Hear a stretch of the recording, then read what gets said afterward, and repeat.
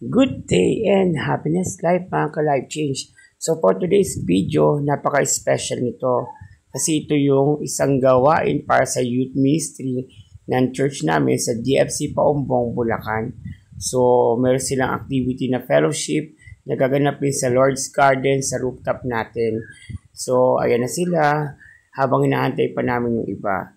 So maya-maya magsisimula na kami and then mag-start na ang gawain.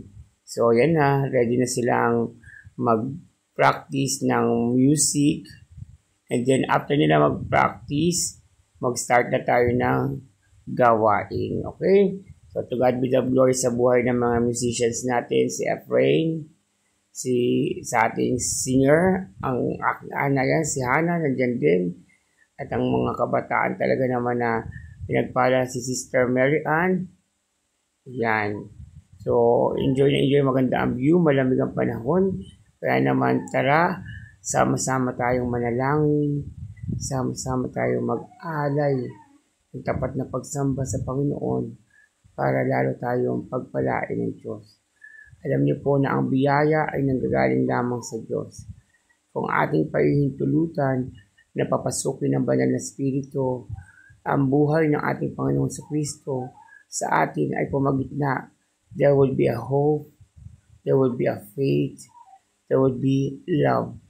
Because as we all know, sabi nga natin, pag nandiyan ang pag-ibig ng Panginoon, lahat ay magiging mabuti.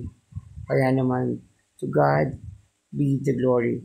Kung umabot ka at nagustuhan mo yung video ito, I encourage you to subscribe, like, and share para mas madami pa tayo activity na maibabahagi, ma-share para sa mga ganitong gawain also.